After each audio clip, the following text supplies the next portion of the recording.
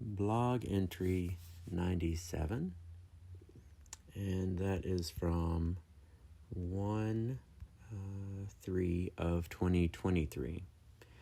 Today, while I was waiting for temple lunch, I changed out of my orange sweatshirt. I'd been wearing it for a good bit at that point, up until that point, into a black one. And it was because I wasn't used to wearing orange, and just even like a shirt that color was just so bright and strong and standing out. It felt like me at the time.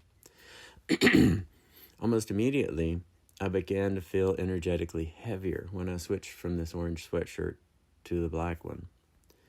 Like a dense cloud settling over me, the lightness I had been feeling earlier started to fade. And then like a subtle nausea started coming in. It was really, really profound.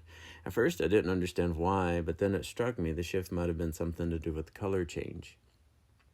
It was sort of new to me at the time, and I don't know, I just thought wow, I'm really feeling heavy and coming down and feeling nauseous and things. I was like, wow.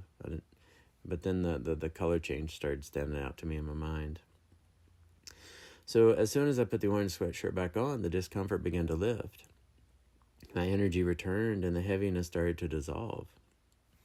It was my first time experiencing that kind of clarity, such a direct, energetic response to clothing I was wearing.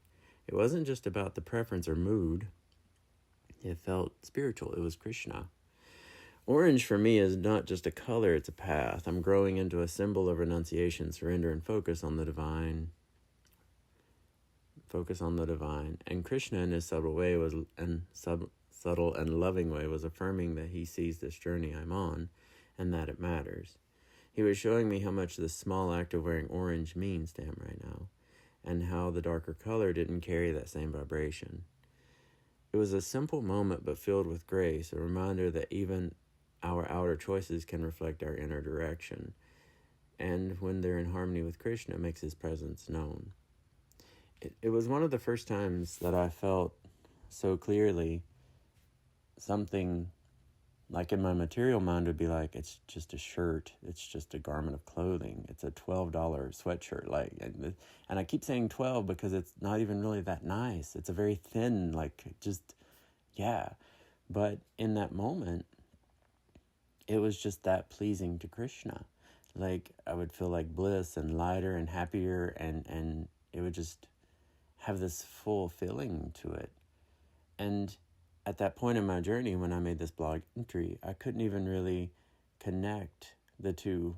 My material mind and senses were still so strong at that point. I couldn't really understand that it was pleasing to Krishna, so therefore it was pleasing and on these different energetic levels. But it was really cool because that was me starting to feel more and more in subtle ways what pleases Krishna and what doesn't. And I was able to start utilizing that, and it was able to bring my attention to it more in day-to-day life. And so I could use that in my devotion, and I could grow that. And I worked on it for a good long while, and it really helps a lot. So I've been saying along the way, as you can grow what your feeling is that pleases Radha and Krishna or God, whoever you connect with as you do in the divine, then as you weave that into your life more and more, you weave more and more like Radha and Krishna into your life and that divinity on a daily basis. And it grows so much like any relationship. Like when you meet someone new and you talk to them more each day, or you talk to them more over a course of days or months or things like that. The more you think of them, the closer you get with them. And it works very much the same with the divine. So the more you feel you can please Krishna and Radha, and the more you feel connecting with the divine, do in day-to-day life as much as you can. And even the small things will make a huge difference over time. So meditate on it, fill it out, and see if it applies and it helps you. That's awesome. That's pretty much it for today, though.